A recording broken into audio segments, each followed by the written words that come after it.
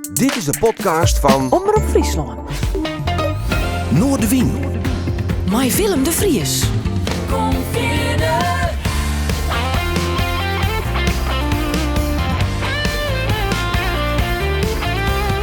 Alles wat te speelt. Omroep Friesland.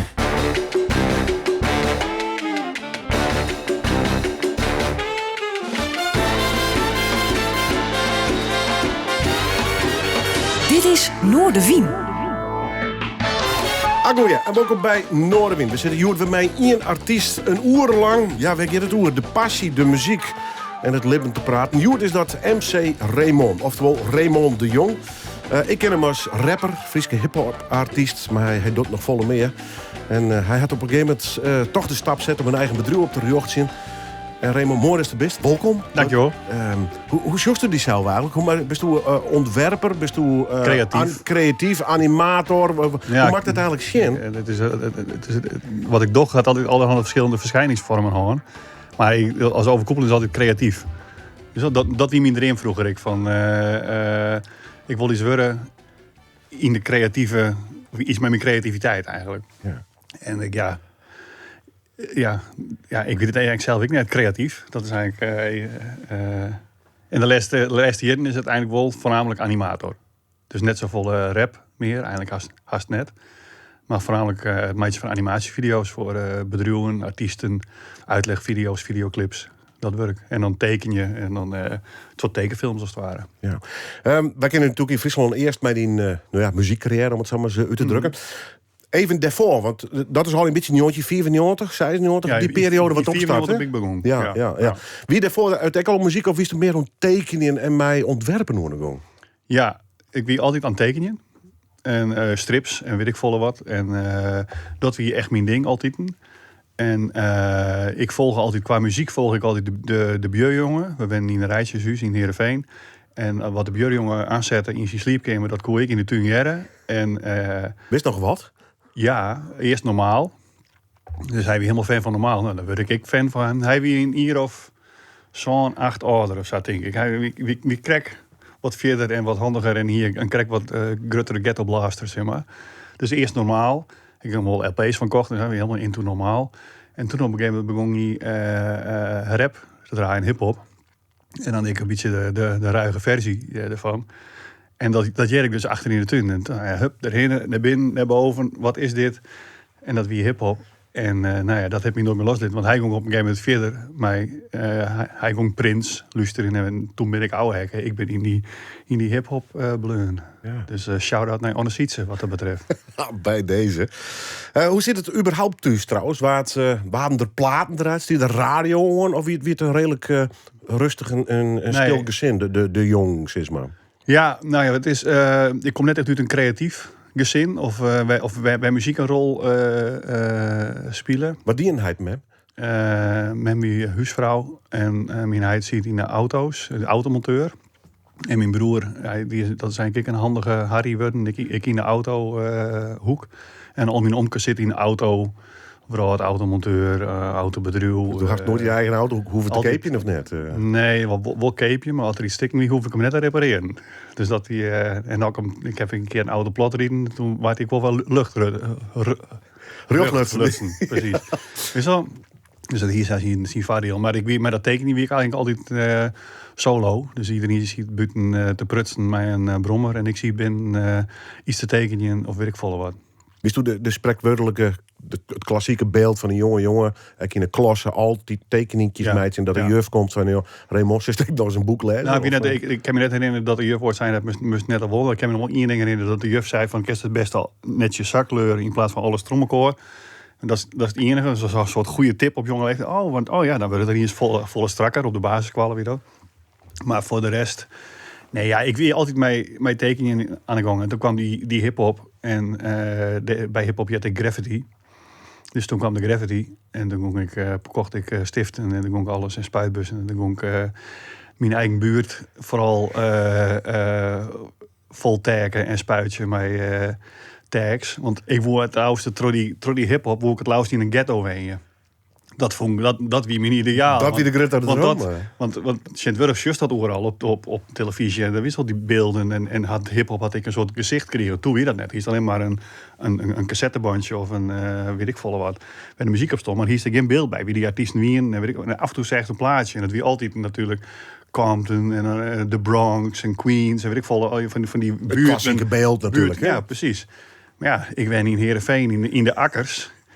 En geen criminaliteit, geen graffiti. Neighborhood. Dus op een gegeven moment ging ik wel vanuit mijn sliepkamer. Kon je zo, of eigenlijk de sliepkamer van hun ouders. Kon ik naar een gymzaal zien. En ik daarboven op de gymzaal ik dan mijn eigen graffiti maken. Ik denk, als ik dan nu het raam zie, dan ben ik in ieder geval voor mijn gevoel een beetje in een soort credible omjouwing of zo. Wie is daar een eenling in? Of is het op een gegeven moment een groepje jongens erbij? Of om Nou ja, best wel alleenig. En de wien wel op de basisschool, op de commanderij in Heerenveen. Wel een paar orenjongens die wat ouder wie en ik altijd een tekening in. En dat vind ik nog steeds een aparte gewaarwording. Want zij weer altijd volle beter in tekeningen. Ik zeg echt, ze vind ik iets ouder. Maar op een gegeven moment stop je ze dan. En dan gaan ze wat oors van.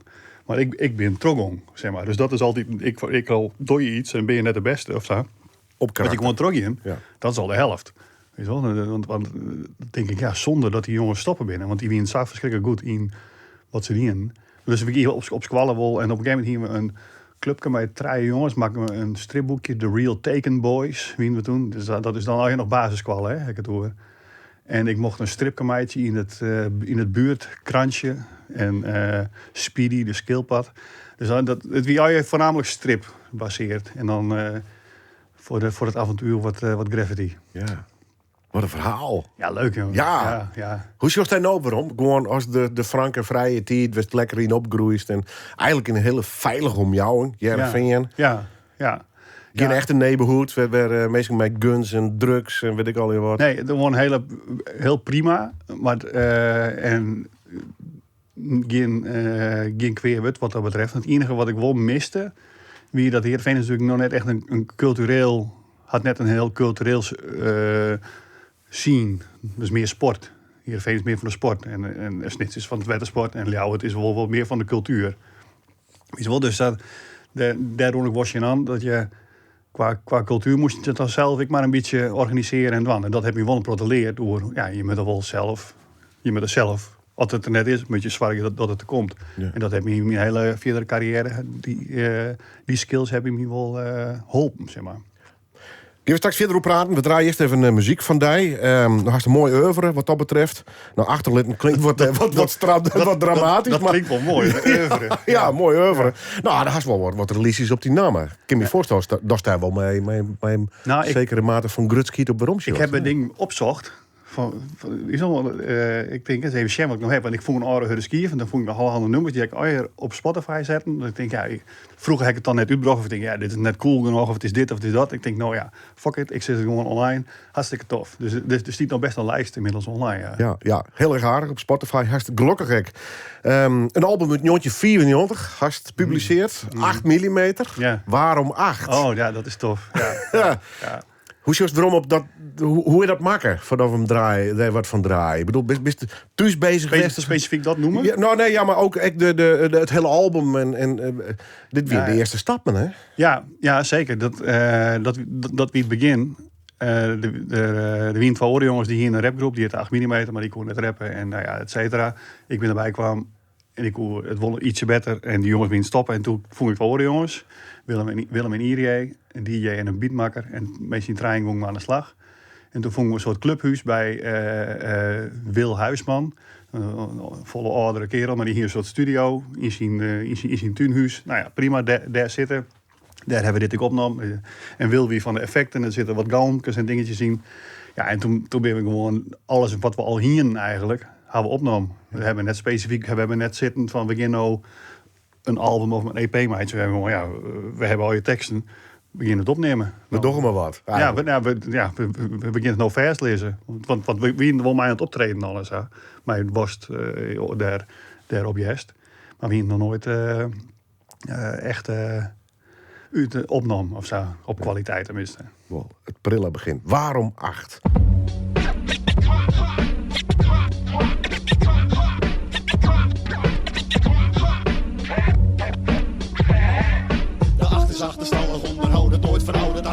ouders achter 18-jarigen, de 8 ouder dan 8 jaar. Achterlijk 2 jaar zijn we bezig, achteruit, de achterin nooit afwezig. Achter je vreselijke 8, want iemand boksen achterman. Achterover rokken naar de 9 achterin, maar achterwerk met de kast. Dus als je in de sterrennacht, als de sterren wacht op de sterrenwachter in de sterren 8 mm willen weten dat de 8, ongeacht in welke achterdochter, achterbuur, de achterhoeders binnen 8 minuten kan achterhalen. Natuurlijk kan dat, want wij zijn van 8 als 3. Achterstevoren THC, precies. Met de 8 in vorm als een krakeling, als ik vaker en vaker zing, bom ik de achterin. Zelfs achter in de zaal aan de kerkgracht 8 van 7, 6 op 8, 6 is er aandacht. Het podium achteraf, achterop, de 8 die test je achterasjes. Want achterasjes later lig je achterover, achterbosjes, terwijl de 8 losjes. Met achterloze freestyle, is 18 eeuw, dus ouderwets rock. Achterblijvers achterlaten, achter 1 staat 2, klopt als een bus. Prins 2 Raymond dus, waarom 8 mm spoel terug, 8 mm.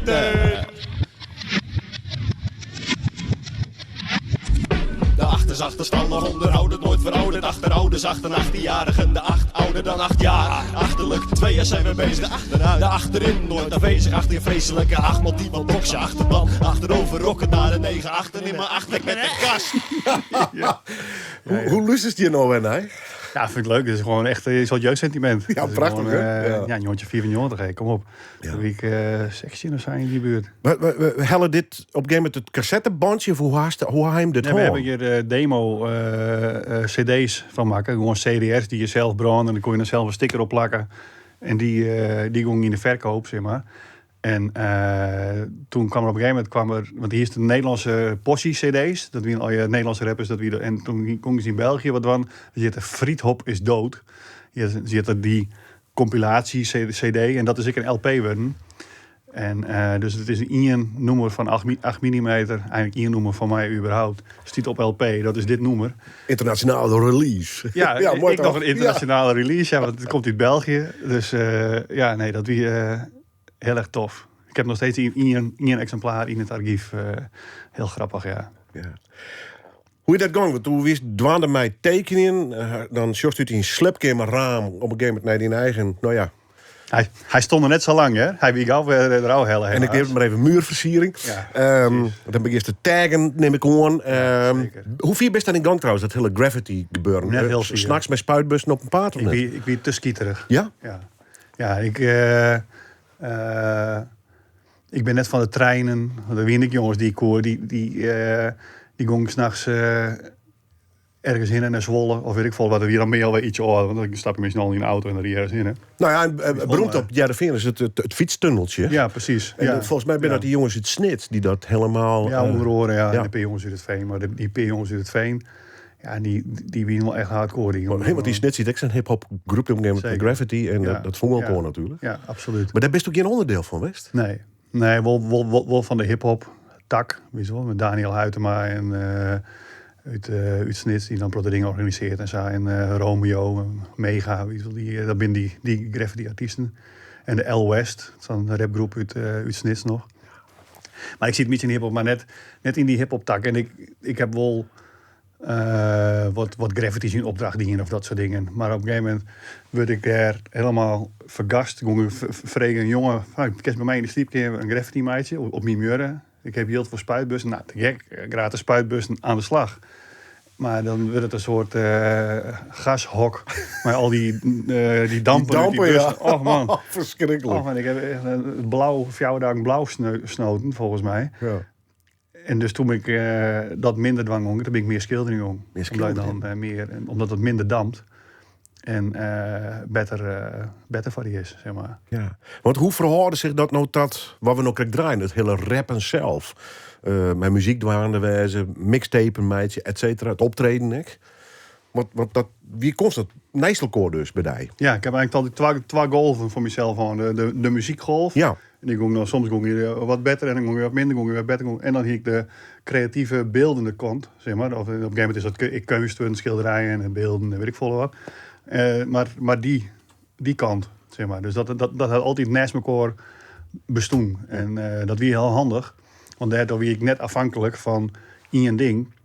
En als het een beetje minder koer, dan wie het oordeel werd wat me wat opvangen koer. Weet je wel, qua inkomen. Want het wie al heel snel wordt het mijn werk. Ja, want dat is eigenlijk de vraag. Hè? Dat eigenlijk is een hobby. En een plak was voor dromenkist als jong mens. Maar op een gegeven moment komt blijkbaar toch het idee van... hé, je kijkt me een besteen wel eens van meidje. Ja, want ik kreeg klusjes van... ik kerst een stripje hier voor tekenen. Ik kerst een illustratie daar van meidje. Ik kerst een muurschildering hier, meidje.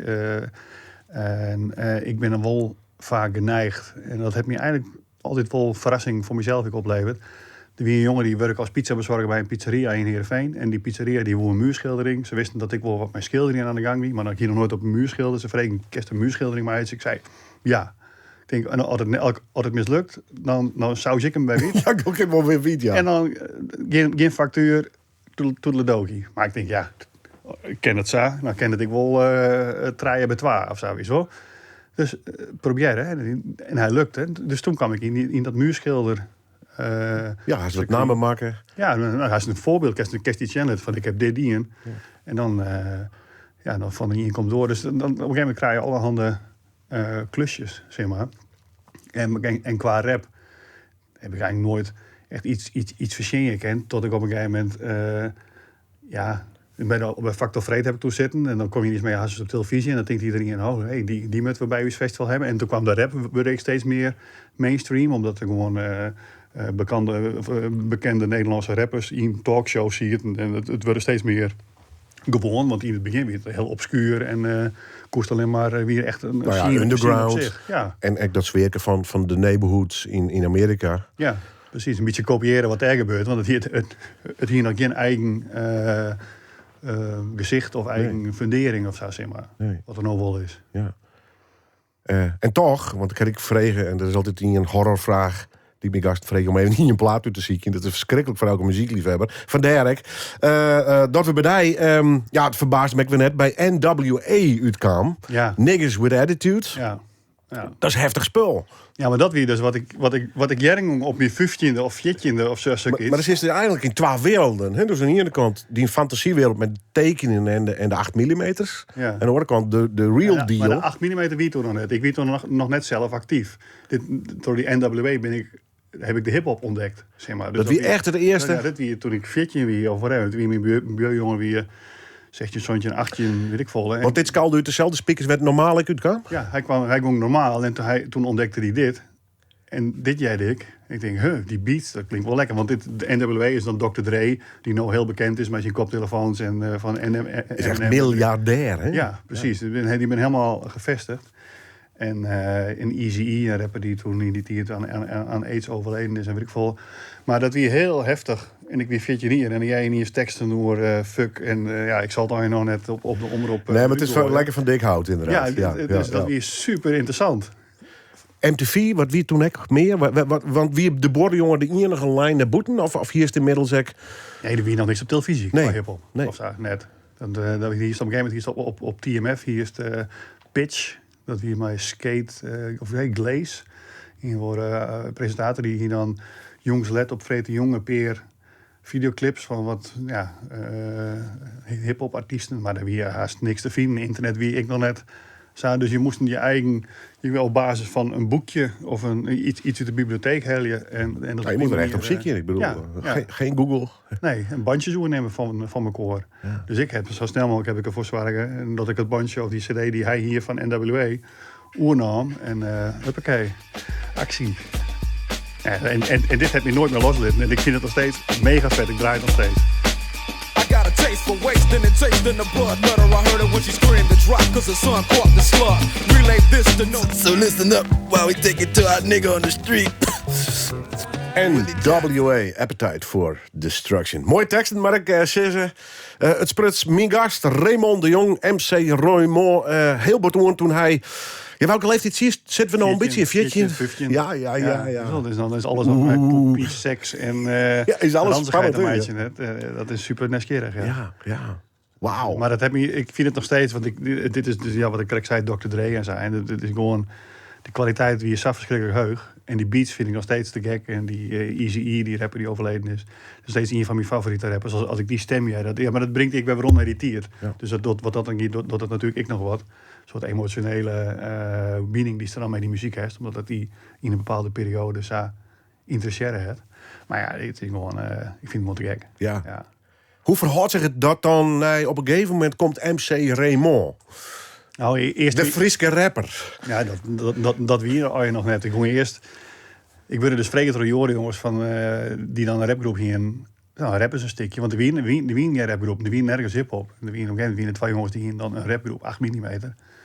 En het komt van het pistool, een van die jongens die een pistool kocht. Nou ja, heel verhaal. Want we wonen een gangstertje bijatje eigenlijk, weet je wel. Dat wie uw voorbeeld wat er in Amerika gebeurde. En dat probeert me te vertalen naar Heerenveense maatstaaf, wat natuurlijk super knullig is. Ja. Maar ja, weet je wel, dat wie wel uw dream. Ja. En toen hebben zij mij uitgedaagd om eens een tekst te schroeven. En dan begin je in het begin dit soort dingen te schroeven. Want dat een beetje ranzig en... Ik ontbrek je. Wie het voort in Nederlands? Ja, in Nederlands. Ja. Ja. Mij als grote voorbeeld werd als door passie of Ja, niet? want daar ging ik bandjes van Roem. Van Osdorp Possie, een Amsterdamse rapgroep uit die tijd. Ja. En hier noemen dat wie hun bekende nummer Moordenaar. En dat ging ik van dik hout. Ik zat in tram 5 en mijn lul stond stijf. Dat wie in de eerste was in. Dus ja, en dan de rest. Ja. Weet je wel. Dus ja, weet je wel, als het dan op die leeftijd is, dan is dat gewoon te gek. Wat nooit hoe wagen om het Engels te broeken. Omdat we hier even nu NWA en die horen voorbeelden. Dat wie een Engels-Amerikaans-talige rappers. Dus dat wie een voorbeeld. Ik heb een nooit onijtocht in die tijd om het zelf te gaan in het Engels voor hebben. Kwam pas door Osdorp Possie. Dat je dacht, hey, dat ken ik in het Nederlands. Hey, dit klinkt ik tof. En hey, dit had ik dat randje. Dus dat had ik een beetje spannende teksten, om het maar zo te zeggen. Ja. En toen werd ik wel triggerd door die jongens van... misschien kan ik het wel proberen, maar ik wil alleen maar een tekening. Maar ik denk, misschien kan dat wel, weet ik volgen. Ik kan het altijd proberen, weet je wel. Nou, de eerste tekst die... zondag op de heide, een recreatiegebied, veel lekkere wijven, dus ik verveel me niet. Dat die in de eerste was zitten. Dat wist hem nog. Ja, natuurlijk. Oh, mooi man. Ja, leuk. Ja. Ja. Toen ze terugkwamen uit de bosjes, ze liep wijdbenig en de blouse zat losjes. Dus dat sluit helemaal aan bij dit, wieso? Het ging alleen maar daardoor. En dat wie is ik zondag op de heide. We zien het daar. De heide is een recreatiegebied in Heerenveen. Ja, ja. En daar ging je dan maar proberen een tekst te schroeven. Dat ziet we met zien draaien. Ja, en dan ging je die tekst dwan voor oren. En dan krijg je positieve feedback op. En dan denk je, ik ken nog net meer in. Dan moet ik nog in. Nou, en dan nog in, en nog in, en nog in. En dan is het net meer stoppen, zeg maar. Maar wie is Toe of Jim? Ik bodwaan hem dan die hut-heat van zo'n Osdorp Possie. Dat wie echt Amsterdamse snoeihut. Ordinair, plat, maar ik raak. Hè? Echt... Hij probeert hem dat niet te meiden of dat te doen? Of relatief nuchter hiet al van... Jongens, wij ben ik hier in Amsterdam hier. Nee, het hier wel degelijk verschil mij wat zij die. Maar wij proberen natuurlijk wel. Maar dat kwam ik omdat wij die muziek te gek vonden. Dat het al mij een randje wie. En proberen wel zo ranzig of zo. Want je bent puber. Ja, toch? Ja, nee, daarom juist. Dus dan ga je aan de slag. Ja. En dan heb je door dat wat je bezig had. Dan kom je nog net met een mooie filosofische beschouwingen of weet ik veel wat. Maar daarnaast probeerde ik binnen dat tekstgroen creatieve dingetjes te vinden. Kijk, als dat nummer was, kijk, draait mij al die achten. Ik denk van we zitten 8 mm. En nou, kijk een tekstgroen mij al je achten erin. Nou, dan begon ik zin te verzinnen van dat de 8, ongeacht in welke achterdochtige achterbuurt er de 8 dus binnen 8 minuten kan achterhalen. Dus dat is dan een soort format dat je voor jezelf verzinnen. Van wat kan ik daarmee doen? Hoe vier keer dat pushen? Kan dat een hele tekst worden? Nou, dat lukt er dan. Op een gegeven moment, net in die versie met die oorversie, zie je dan 88 keer het woord 8. Om het maar zo 8 mogelijk te horen. Dus dan ben dat de dingen die uitproberen als het ware. Ja. De oerstap wij hebben die in het mainstream wereldje dan eigenlijk het beste van kennis die Friestalige rap noemers. Mm-hmm. Hoe is die oerstap gegaan? Er is altijd een dingetje erbij, want ik ben in Frieske Grutbrocht. Ja. En op die EP uit 1994 zit ik in een Friestalig noemer. En dus het is altijd een grapje erbij. Dat is eigenlijk altijd een blur. Tot ik pas... Het is een beetje een soort gimmick dus eigenlijk. Ja. En net omdat de wie al geen Nederlandstalige hip-hop zien eigenlijk, die wie groeiende. Ja. Maar de Friestalige hip-hop zien wie er helemaal net. Nee. Die nul, gewoon niks. Plus de Friese taal ik net echt associëren met neighborhood en Nee, en rock precies. and roll. Nee, dus dat stond wat dat dan niet. Ik nog verder. En ik wie daar eigenlijk pas echt klaar voor om deze wat serieus mee aan de gang te gaan. Toen ik wat voor mezelf wat meer uit die dat loslitten hier. Zo, dus dat puberale of dat het cool wezen moest of weet ik volle wat. Want ik heb toen want ik ben toen bij Osdorp Possie in een band kwam, de onderhonden, zeg maar. Dus ik ben met die grondleggers op tour gegaan en hoe optreden en dat soort dingen. Ja, superleuk. En op een gegeven moment vond ik het ook wel leuk om iets in het Fries te doen. Want dat ontdekte ik wel vrij snel. Het rapt toch wel heel erg lekker in het Fries. De Friese taal is wel heel lekker om er zit wel- in te musiceren. Er zit haakjes in, hè, qua klanken. Dan kun je hut. Twakklank, Ja. gingen, stingen. Krijg wat vloeiender. Ja. Dus en dat ik pas in 2008 heb ik dat al mijn freestyle uitgebracht. De eerste freestylige rapplaat, zeg maar. En die, toen nam ik het eigenlijk pas echt serieus. Dus dan is het al 12 of 13 jaar verder dan het begin. Maar in al die tussentijd heb ik al in het Fries gerapt. Ja, correct. Maar meer live en spontaan. En... Ja, als een noemer op een plaat, een noemer erbij, voor de grap. Gewoon. Ja. We draaien even wat van Fries style. Okay. 2008, zei ze, alleen 15 nummers op. En deze kennen wij bij de omroep ik nog goed. Fjouwer. Ja, leuk. We zitten op de bank, plot voor RTL 4. Ik de hong, een papagaai, 2 pakieten en mijn wief. We zeggen naar een show, oorhuizen en oortun. Toen mijn wief zei, was naar de kelen dun. Normaal wie dat een metafoor voor wilde seks. Maar toen de gulp iepende, toen begreep ze het net. Nee, ze wil echt een dij lekker butten. Dus de broek maar werd dicht, want ik koerde derk snuten. Dieseline denkt het wie best genoeg. Nog even lekker schieten en we komen er van terug. Want ik ben graag op een shower. Ik riep nergens lauwer dan met de hong. En mijn wief in mijn fjouwer. Ja, mijn fjouwer. Ik ben graag op een show. En ik ben zo gek met mijn vrouw. Fjouwer. MC Raymond. Zo zit ik het maar even officieel. En Pieter Wilkes te jaren op Freestyle 2008. Er zit best wel wat tijd tussen Raymond. Hè? Dus zoals de wist meneer rappers bezig. 8 mm Nederlandstalig. Totdat dat hele freestylige bedij... Ja, dat terugkwam als het ware. Precies. Ja. Ja. En toen vertelde ze te leven... Oh, kijk, ze nou al wel eens wat. En leuk en voor de gein en mijn knipeeg. Maar op een gegeven moment had ze toch die stap gezet van... Ik in de studio in, ik vreeg je nota bene Pieter Wilkes... om mij te doen. Mm-hmm. Dus, ja, maar dat wie ik de tijd wie ik gewoon kleer van mezelf. En omdat je gewoon... Je hebt een protocole dingen al mij maken. Je hebt al 2 keer een tour gaan langs alle clubs. En je hebt al... Maar Osdorp Possie, en je hebt al heel veel dingen in die hip-hop scene, heb je die in. Dus die hoef je dan net nog een keer, je kent nog een keer, je kan het volhouden zolang als je leven, weet wel. Maar ik probeer altijd mezelf weer opnieuw uit te vinden. En toen denk ik, dan wie er net meer de ambitie op dat moment om landelijk iets te doen, want dat hier ik al wat dienen. Net een hit en net op het level waar het nou op is, of zou je een beetje in de marge. Maar voor mezelf level genoeg, zeg maar. Ja. En dus toen kon ik in het Fries. Want dat wie ik zei van... In die tijd, dan moest je op een sneeuwte jong moest je naar Os voor een optreden. Nou, dan zit je oorloer in de auto en soms weer de sneeuw of weet ik veel wat. Die altijd hier en daar en het hele land terug. En ik ging er nog meer in. Ik werd er net echt blier meer van. Ja, dus dit weer een soort middel van... ik nou eens in Friesland. Ja. Dit is een keer... Had ik nou naar Bonte Bokkerie voor een optreden... of naar Os... Dus allebei een optreden. Op het podium ook hetzelfde.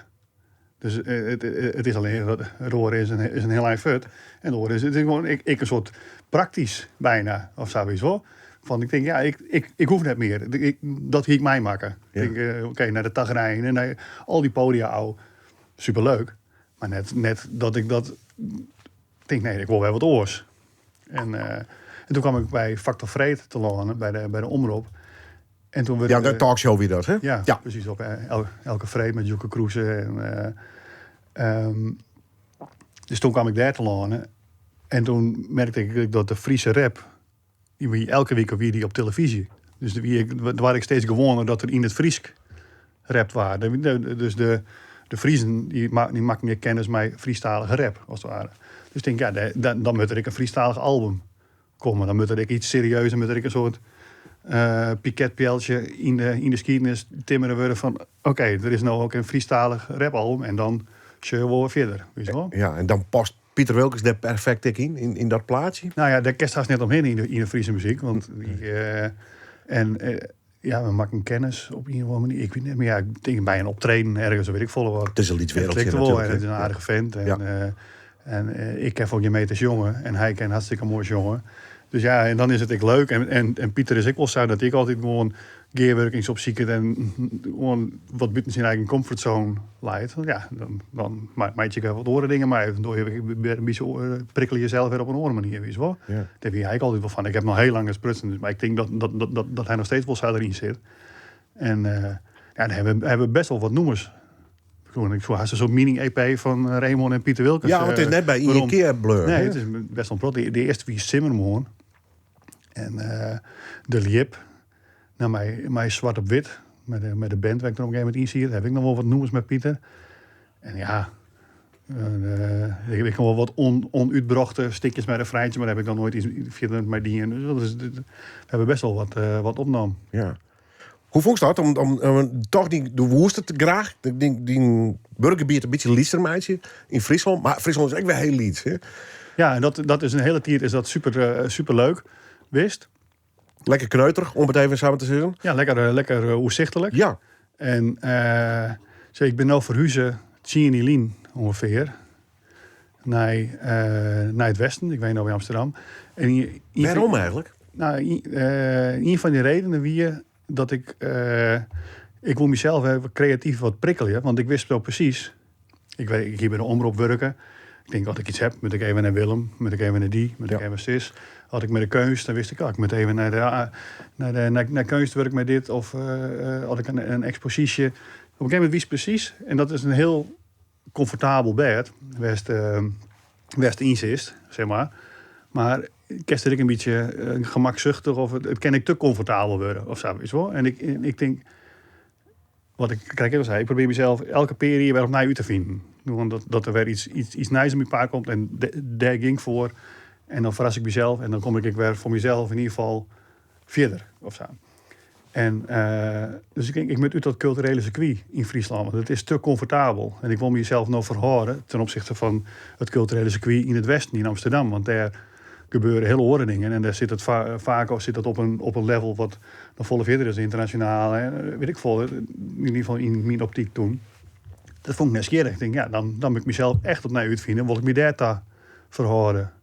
Zoek dat ik kennen. Want in Friesland zie ik wel redelijk bovenaan die Iersberg op een gegeven moment qua wat ik die. Want ik die allerhande leuke tekenklussen, schilderklussen, expositie, Fries Museum, allerhande te gekke dingen. Weet je wel. Echt super blij mij dat ik dat dwang die je heb en dwangkoe, weet ik volle wat. Maar ja, en nou? Zelfs wat met die Oosterpossie hier, dan heb je zo'n tour die ja, en nou? En nou dan? Ja. Moet ik het dan nog een keer? Nee, je wil weer wat oors. Ja. Dus dat je dan op een gegeven moment bij de omroep, ja. Zo, ja, en nou? Moet ik dan verder bij de omroep met op in ambitie worden? Nee. En derde mijn meestal een heel skof niks van me jet. Bij de omroep of zo net. Dus ik ben de factor vreed stoppen. En toen ben ik eigenlijk een beetje verdwongen uit Nou, bewuste keuze dus. Ja, wel wat. Ja. En omdat ik dingen dwang die minder in het eigen springen vind. Ik doe animatievideo's meidje. Voor bedrijven, voor mezelf, voor videoclips en wissel, dat soort dingen. En dat is natuurlijk minder mediageniek dan als het weer een Nijveske heeft. Ik ben er daar net op. Nou, ik heb nog van Albert Heijn te kijken animatievideo. Nee. Oh, kom maar eens over vertellen. Nee, precies. Zo werkt het niet. Nee, zo gaat het niet. Dus dan, terwijl ik dat wel van mezelf weer iets heel nice weer om u te voegen en ik de rekening betalen of zoiets hoor. Maar weer een goede stap voor diezelf dus, begreep ik wel. Ja. Het is ik slagen, ik zakelijk jongen, genoeg opdrachten. Ja. Dan is ik ergens in stranden en denk je, wat doe ik hier? Ja, het is wel een struggle. Ja. Het is net dat je zei van je stapt uit het in en je stapt weer terug in het oren. Je moet weer op nul beginnen, want je hebt een nul netwerk. Het enige wat je hebt is een bak met kennis in je rechtszaak en je hebt het al een keer dienen hier. Hè? En dan is de uitdaging van ken ik dat daar ik. En animatie weer gewoon live van de hoorn, dat woest? Nee, dat wie ik weer iemand die vreeg aan mij van kerst een animatievideo meidje. En toen zei ik ja. En toen heb ik opzocht hoe dat moest. Fantastisch. En hetzelfde is met die muurschilderingen eigenlijk. Weet je wel, de meest bepalende keerpunten. Dus rappen, tekstschroeven. Ja, ik heb wel. Tuurlijk kan ik Weet je wel, dat. Dus zou ik me gewoon maar rappen. Dat muurschilderen. En dan, maar schilderen. even, Wat triggert er een oor? Zeg Ja, maar. luister dan ik de telefoon dan denk ik zo shit, wat ik nou ben hier. Nee, maar omdat ik heb een soort basisgevoel. Ik ken het wel. De max ik geen zwargen? Ja, zeker. Maar die probeer ik op te lossen. Terug kennis te vergaren. Ja. Dat ik ken. En ik Nee, maar ik viel geen angst bij die. ja, tuurlijk is het wel spannend. Maar Nou, als je Jip van binnen wel de uitvoering hebben van... dat ken ik vast wel. Want ik hier natuurlijk wel wat met video doen. Ik wil videoclips maken. En ik wie wel thuis in de programma's. Ja. Maar toch een animatiefilm. Net in die verschijningsvorm. Meer met video. En ik denk, ja, dat ken ik vast ik wel. Ja. Want ik heb heel lang getekend. Weet je wel? Dus die tekenskills heb ik. Ja. En ik heb de videoskills ik. Dan moet ik het dan eerst zien. Ja, hoe maak ik van die statische tekening een dynamisch video, zeg maar. Ja. Maar iets zoals faalangst, dat is die vriend. Had ik het Ja, idee. nee, zeker wel. Tuurlijk wel. Meer een beetje onzeker. Maar dat probeer je te ondervangen toch je in te lezen. Om iets uit te voegen. Als je in het werk hebt YouTube.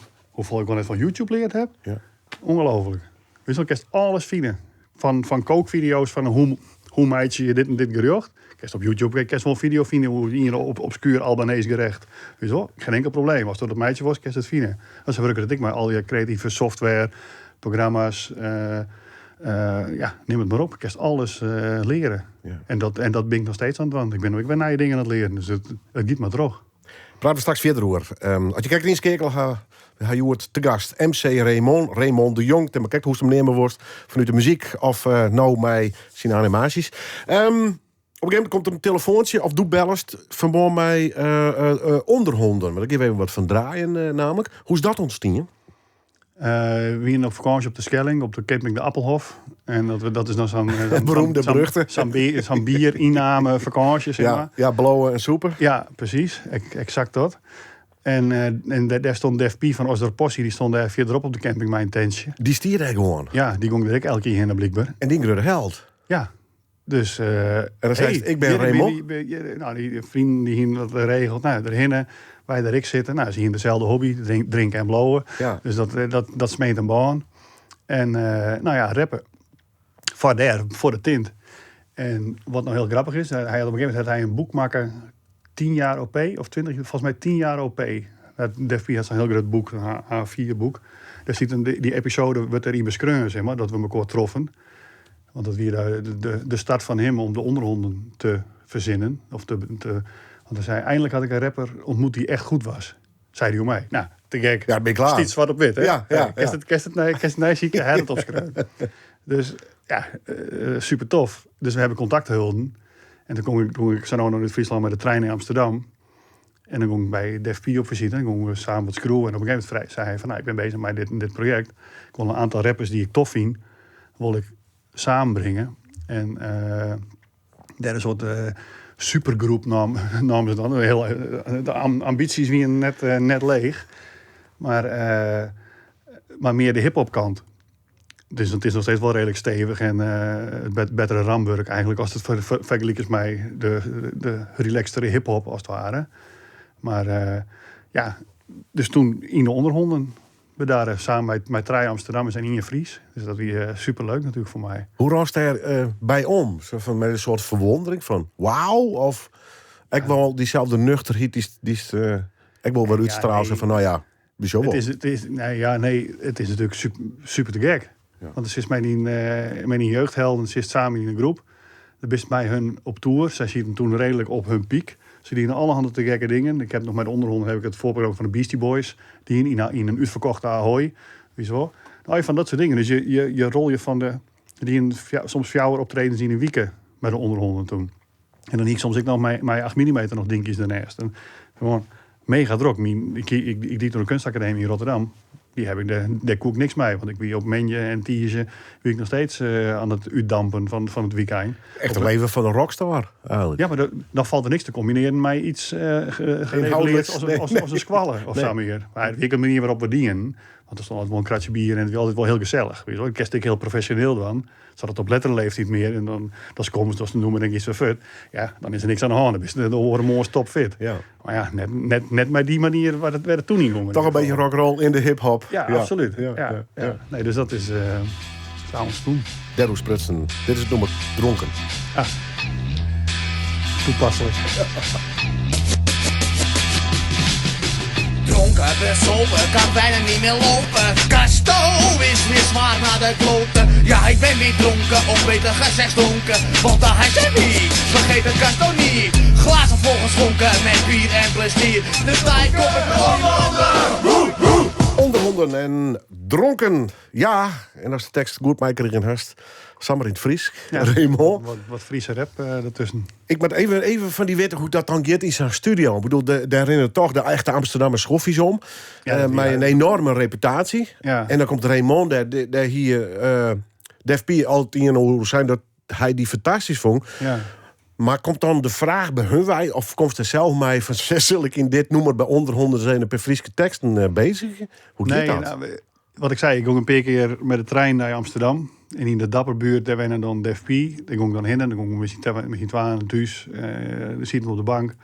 Tekstideeën te verzinnen, teksten te scroeven, weet ik veel wat. En samen ben ik van die noemers ontstoen. En gewoon de tekstideetjes en de schetsen. Op een gegeven moment meer uitwerken. En dan die orenrappers, iedereen ging wat meidje. Maar die lijntjes weer natuurlijk kwart. Want zij is hier en daar in Amsterdam natuurlijk dicht bij elkaar. En op een gegeven moment komt aan het punt, oké, iedereen heeft zijn verse.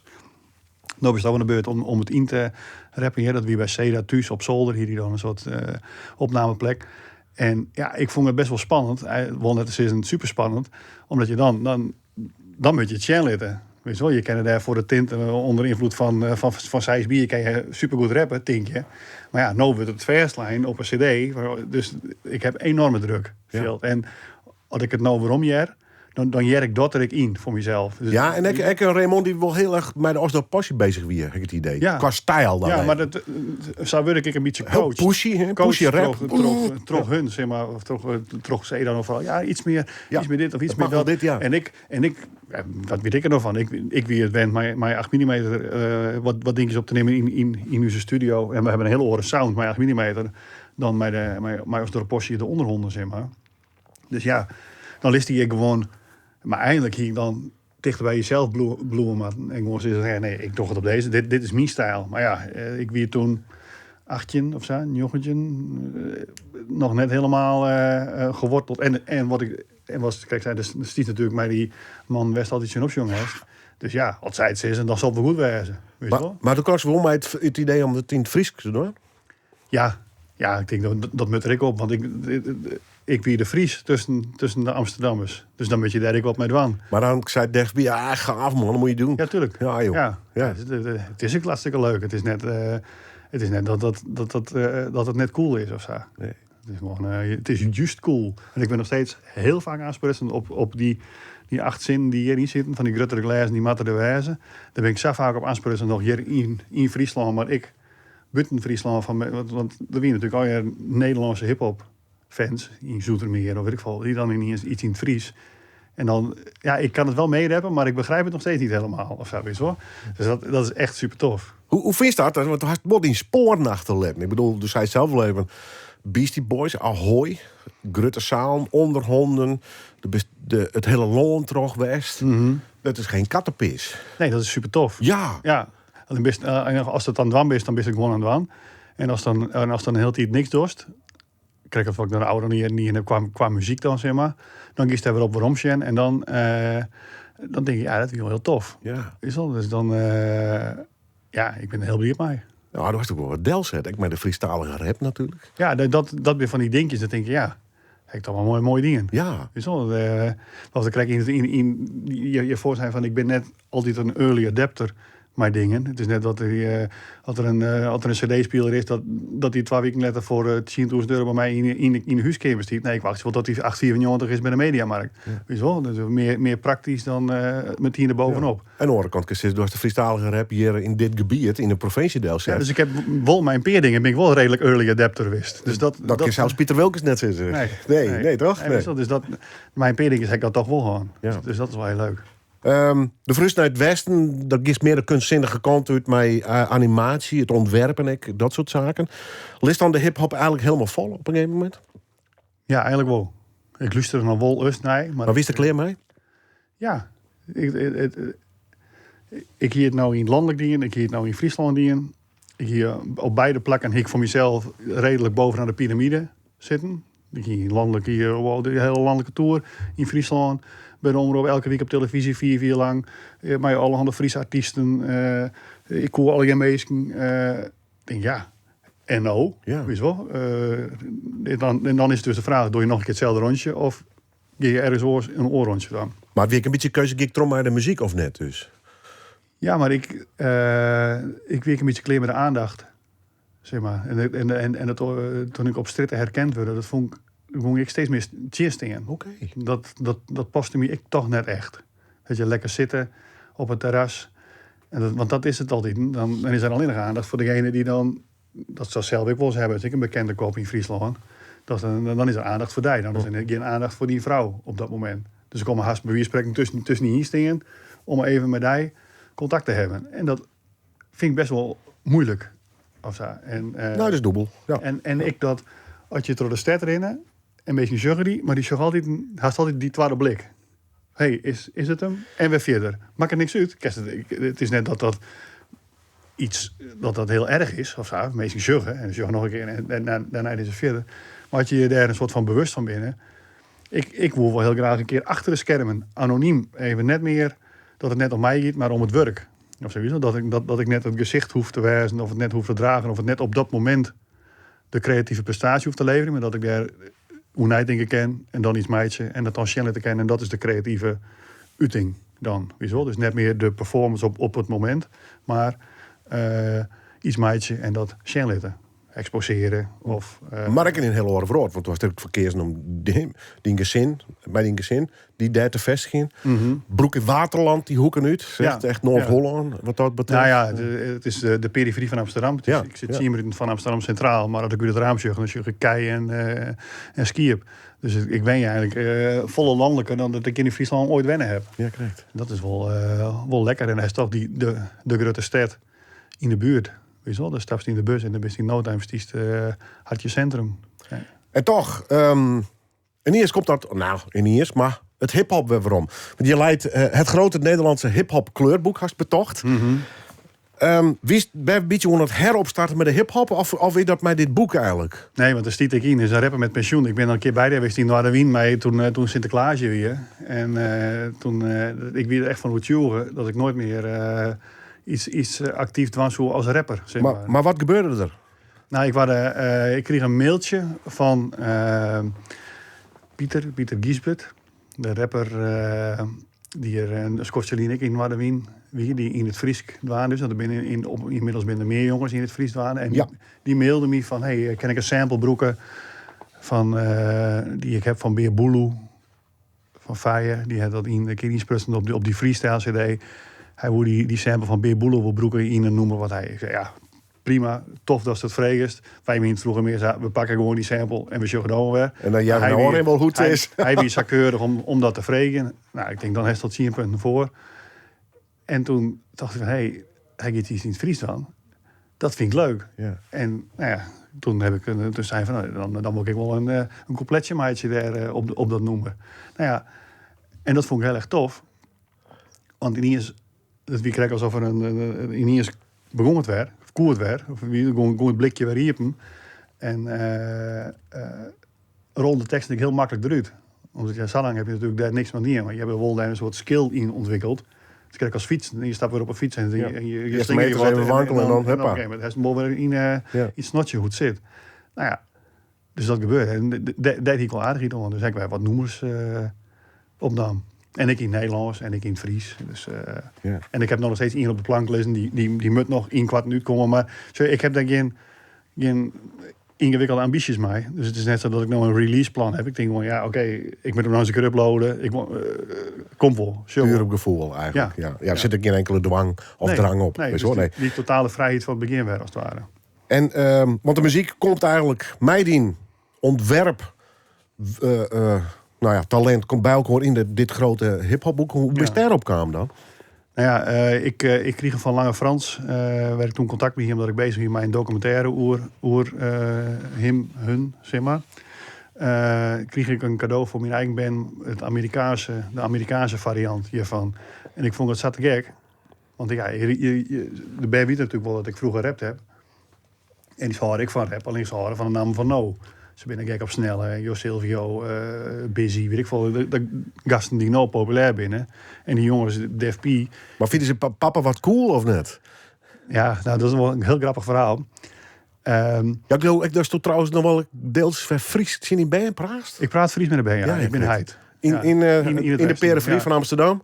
Ja, dat werd gewoon keihard Fries sprutsen. Dus het is net papa, maar Heid. Ja, Heid en mama. Heid en mama. Ja. Fantastisch. Ja, nee, dat is... Maar is Heid een beetje cool of net? Ja, nou, misschien zit nou op de middelbare. Die een videoclip channel van Drok. Dat laatste Friestalige noemer. Drok ook maken heb. En toen ging die jongens zijn... jouw vader is echt gangster. Dus ik denk, ja, oké dan. Nou, dat is op die leeftijd is dat... Een puber met een losmeidje van zijn heid. Maar dan is hij vrienden zeggen van... jouw vader is echt gangster. Ja, dat is toch fantastisch, ja. Dat is echt wel heel grappig. Maar nou, het is leuk, maar dat is het ook. Ik vaar de band even... Of vinden ze het echt helemaal tof? Ja, dus ze vinden het wel tof. Ze zijn wel grutskop. Ja. Maar het is gewoon. Het is net iets... Ze zijn ermee opgegroeid. Of zo. Het is net dat het oorswest is. Ze kennen al videoclips. Zolang ze op YouTube zitten, hebben ze mijn videoclips jongen en mijn muziek checkt. Ja, oude generatie. Ze zijn ermee opgegroeid natuurlijk. Ja. Maar goed, de combinatie van een cadeau van de Amerikaanse... het Amerikaanse kleurboek. Ja, en toen dacht ik, hey, dit is een hele leuke manier om in ieder geval aan mijn eigen band, maar dus ik aan oren ben uit te lezen, van wie die nam binnen. Want ze moeten ermee aan de gang. Ze moeten zelf de creatieve mix mij nam van vroeger. Dus ik heb een soort kleur- en geschiedenisboek van maken. Hij is ook hartstikke dik worden. Ja. Dat is meer dan 100 rappers zien. En een beetje op chronologische volgorde, zeg maar, van vroeger naar nou. Ja, en dan weten ze toch even wie is. En er zit dan wat hip-hop feitjes in, wat weetjes, zodat iedereen op de borrel straks is. Oh ja, nee, Rijmster. Ja, nee, die hier toen dit, zo. Dan kan je even punten scoren in de pubquiz. Zo. Ik kan me voorstellen dat het idee hartstikke leuk is en dan best er mee bezig. Dat je op een gegeven moment toch denkt, ik moet het toch nog wel serieus oppakken. Want er wekt toch een beetje de indruk dat ze een soort geschiedkundig document ontmeidje best. Mm-hmm. Dus ik kan me voorstellen dus dat ze goed mogelijk doen aan Ja, dat sowieso. Ja. Maar hoor, dat ik een soort angst krijg van, shit, maar dan maak ik net in je Vietten of zo. Nee, ja, maar op een gegeven moment hier ik afvallen dat het toch... Oké, als er nou nog iemand net tussen zit, dan is het jammer. Bijvoorbeeld een Little Klein en een Boef zitten er net in. Maar dat komt vooral toch een management die gewoon... Wij net met de communiceren valt. Die net reageren en die net het belang insjoggen van dit. Wieso? Dat is gewoon... Bij elke kleurplaat had je dus toestemming gekregen? Ja, ik heb alle rappers persoonlijk of het management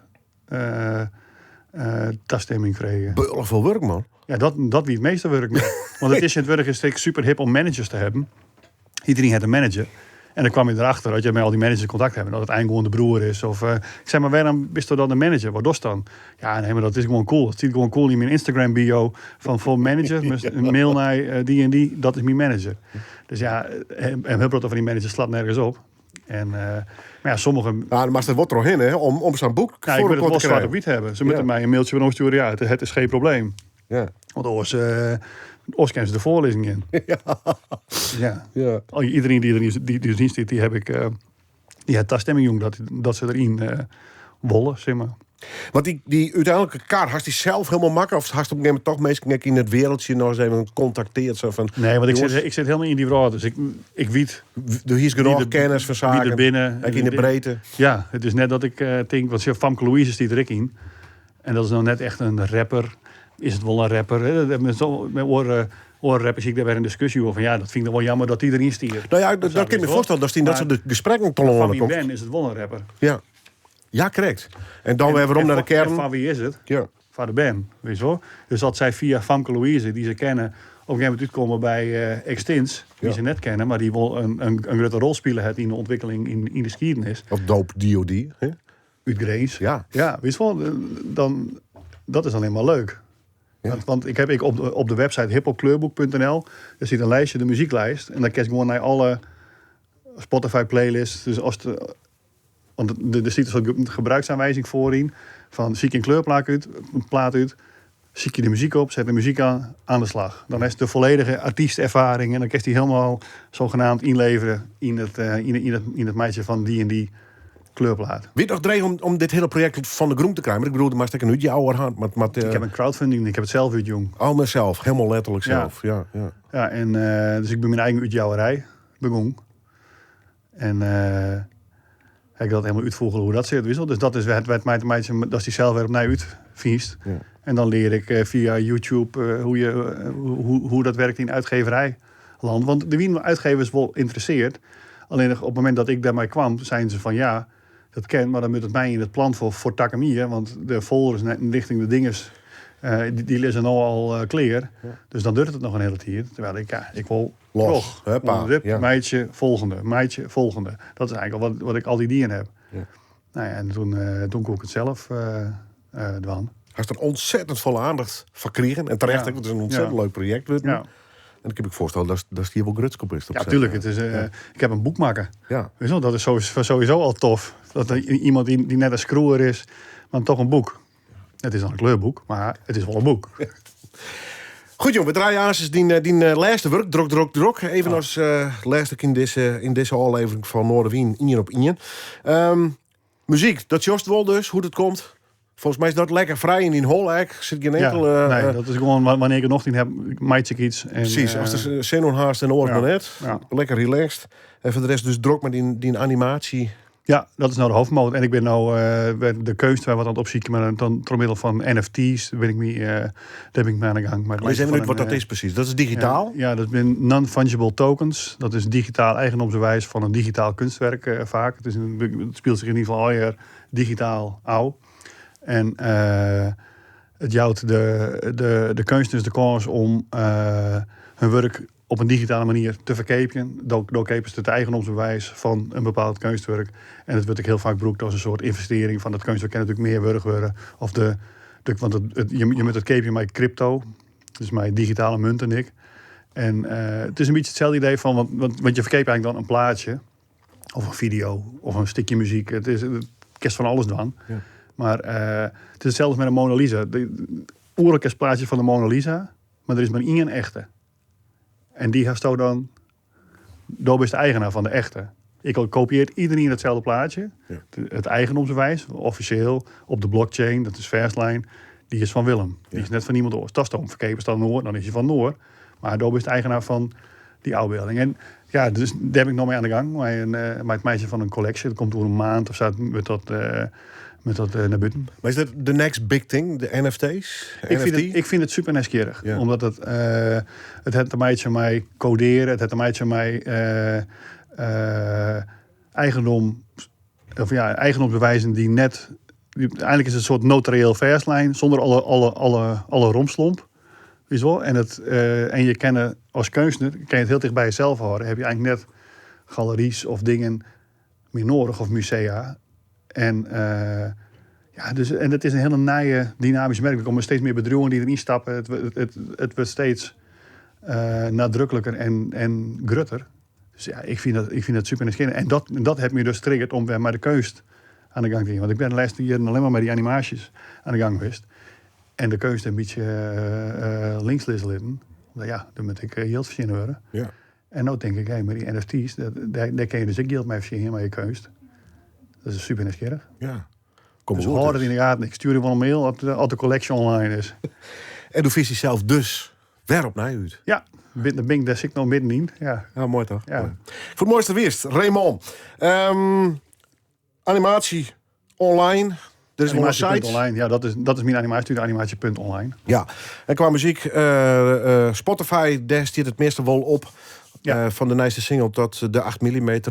Nou, demo dwak het net, er zit ook weer gewoon een serieuze opname destijds. Hè? Ja, voor u dwang toen wel, ja. Zeker. Dat wie echt, wow, wie dat. Drok. Dankjewel. Jo, leuk bedankt.